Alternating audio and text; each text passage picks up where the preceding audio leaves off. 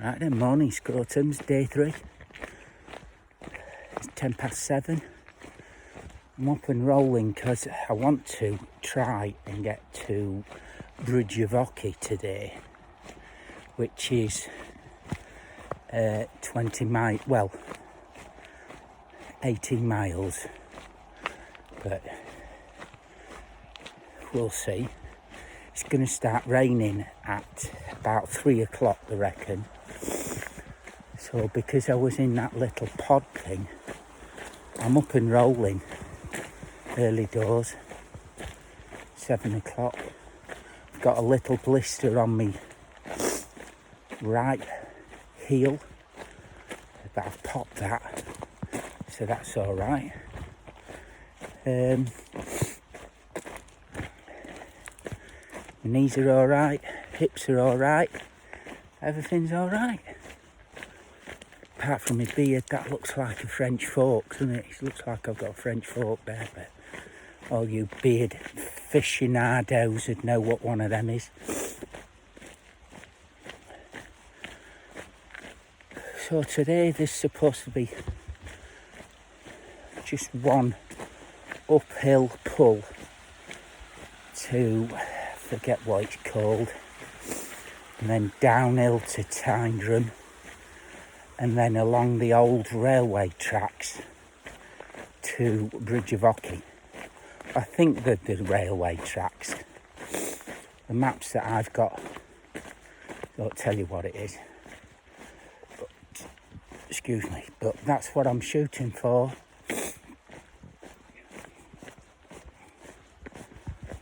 So yesterday was 19.2 miles, but everyone in the campsite that I was chatting to says it felt a lot more.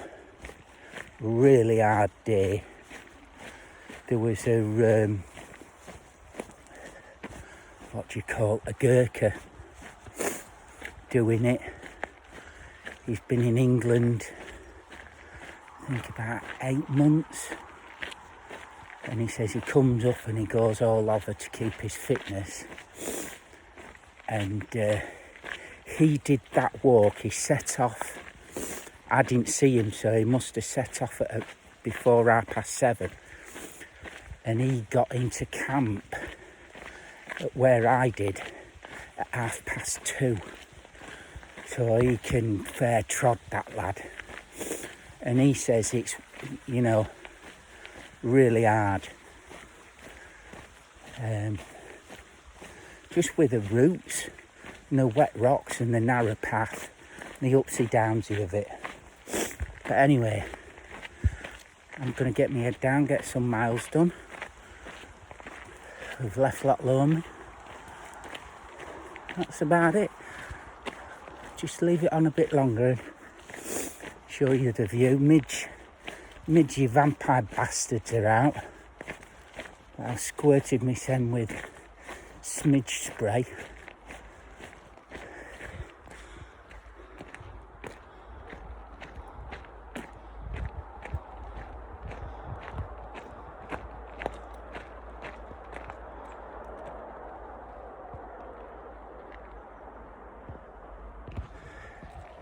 Bit of a view for you.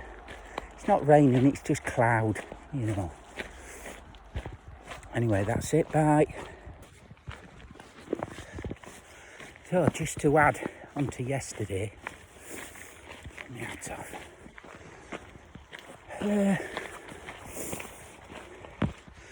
I set off 7:30, and I got into them pods at the campsite at, I think it was 6:30, something like that.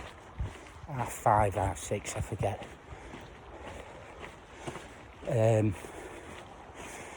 If you're thinking on doing this, when you get to Ben Lomond, just a little bit past that, there's a turn off up right for Ben Lomond. There's the ranger station you just pass, and the path takes you down towards Loch Lomond. If I was going to do it again, I would say keep on the big track and just blast it to the end of that first section, because really and truly you're not missing anything. Rob Roy's prison, if you've done your research, it ain't there.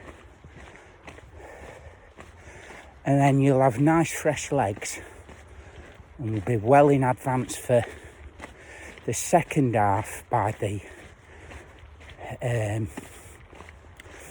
Loch Lomond. So that's what I'd recommend to anyone that's thinking of doing this. Fuck off that first section. It's a steep path downhill, you can't miss it. I'd stick on the track and just motor along. You get a good 3-4 miles in really quick. Yeah, that's what I'd do. I don't walk fast. I only walk normally at my best at about 2.5 miles an hour. So a lot of the time it's slower than that because I'm a fucking dawdler. And you can't, to be honest, you can't go fast down there.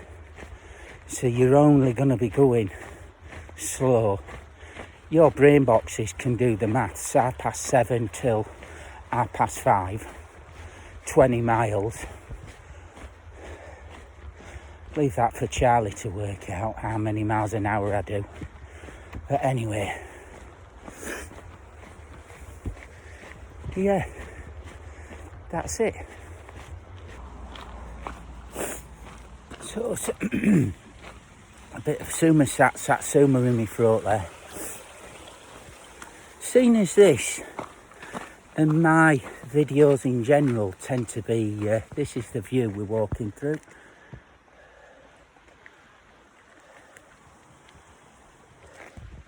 Seeing as they tend to be me ranting on rather than, you know, glorious mountain shots and cinematography, they're a bit more information wise.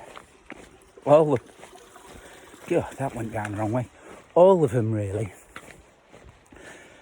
So this one, the waterfall at Kinlarrick, I think it is, that big waterfall on my previous video. You can wild camp just after that, where that big boulder is.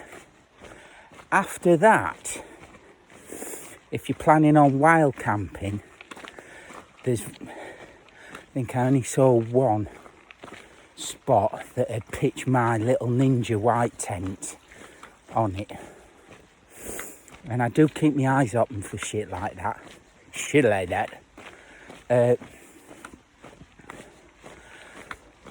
You couldn't, after you finish Loch Lomond and you're walking up to Benglass Farm campsite, you couldn't camp anywhere there because the ground's really boggy and you're walking on duck boards for most of it and wet paths. So there's no wild camping there. So the first spot that I've come to is, if you look on your maps, there's a load of waterfalls, rumbles in the stream I'd call them, but there's a massive great oak tree with a swing on it. I must admit I had a little go. But that's your first pitch. That's your first real wild camping spot. So that is a goodly distance between pitches if you want willing to pay. Yeah. That's it anyway. Oh, arse cheek chafing seems to have gone away, relaxed, and come back with a vengeance. Good night's kip. It's gone away. It will be interesting to see whether it comes back after, like, I don't know, 10, 12 miles. Bit of information for you. An informational, as the Americans would say. An informational. That wasn't very American. But anyway, there you go.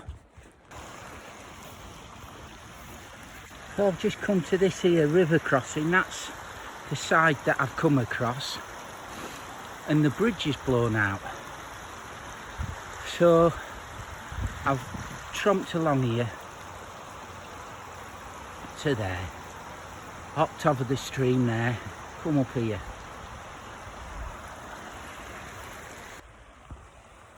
Yeah, that's a bit of a surprise, that. If you go downstream, it's a bit easier. There's some blocks. You can bounce your way along them. But I wasn't expecting that, because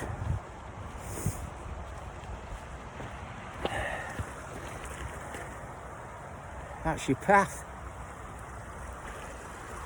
That's upstream.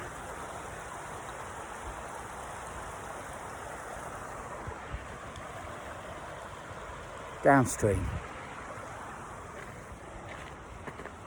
So yeah, I wasn't expecting that, to be honest, and that's where we're going. Look, up there, meandering his way up and around.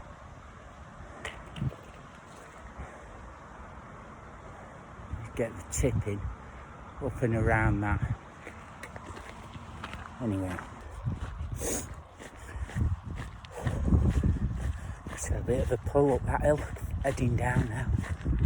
Well, that Gurkha kid just passed me. Fucking hell, I'd say he's running it. He flew, absolutely flew past me. Really impressive. I was going uphill and all. But he's from Nepal. So his hemoglobin, medical term for your lot, Dr. B will love me for adding that.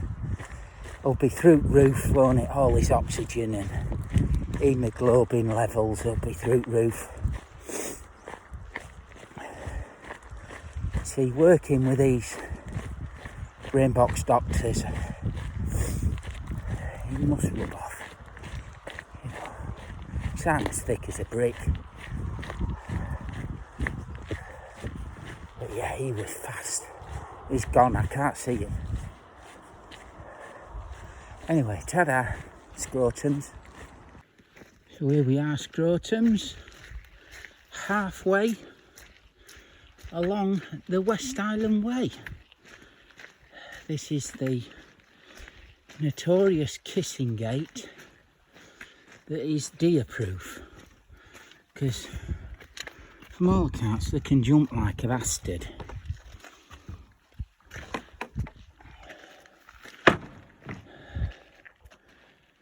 WC and shops. We're not going that way. I don't want to fucking carry him though. That's where we are.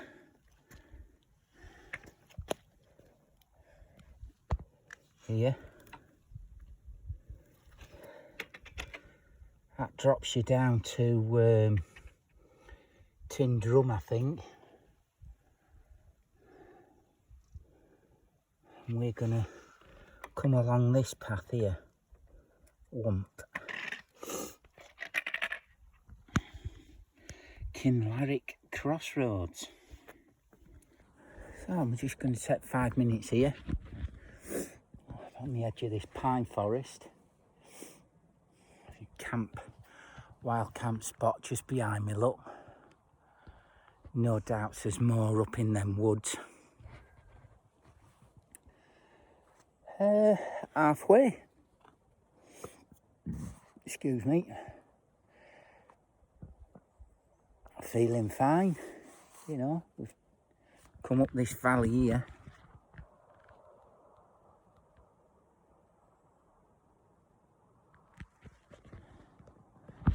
Looks quite nice. Should always look behind you. So this here rucksack,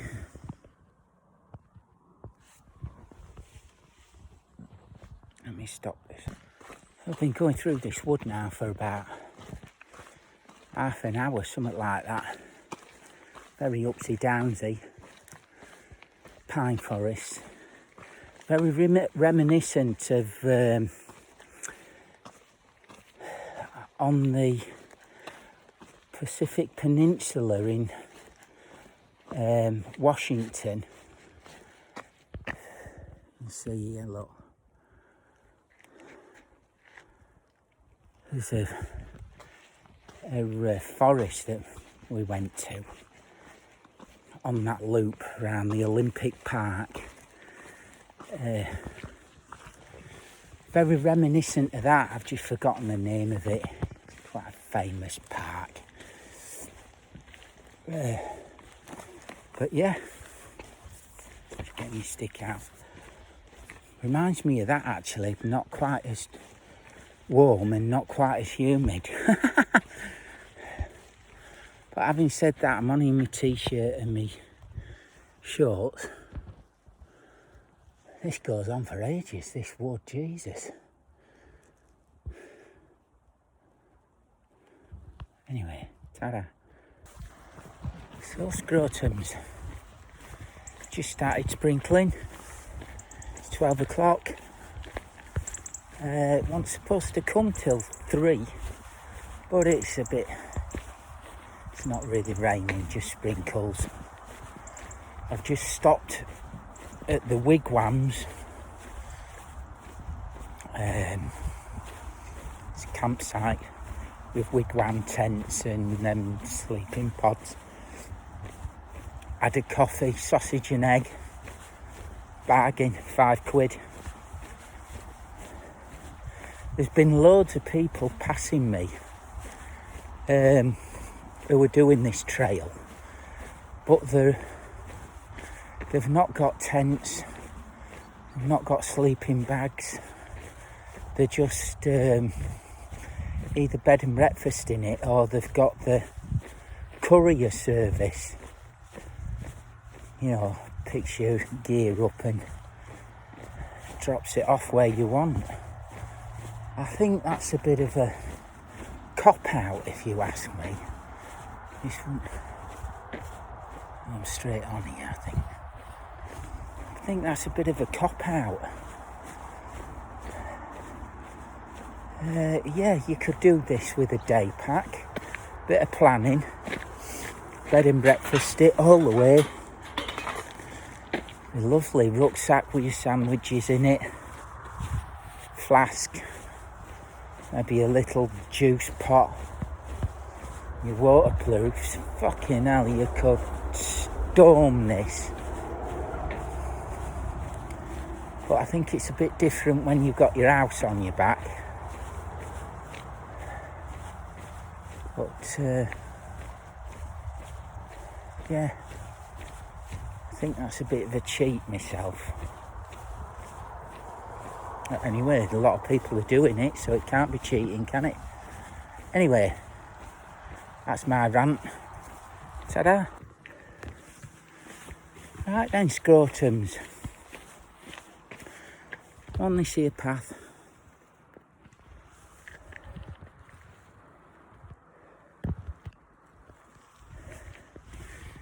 About a mile and a half from Bridge of Hockey. Path's been like this all the way. Pretty nice. You know, you can get a fair old pace on. And I've been thinking, say, you know, you didn't want to camp it like some people do. you could B&B all your way up. It might take you a bit longer, maybe 7, 8 days. Shorter mileages, maybe like 15-mile days. But with a bit of thought and a bit of planning, you know, it's a very, up to now, very accessible path. Yeah, I think I was a bit, oh, look at them fuckers, no rucksacks, bastards. I've got a snail on my back, you know. I think if you only had a little rucksack with your sandwiches in it and a flask and your camera, you could, you know, fair motor along this. These lovely day trips. So yeah, maybe I've got the wrong idea with this fucking pig on my back. And I should be doing what they're doing. But anyway,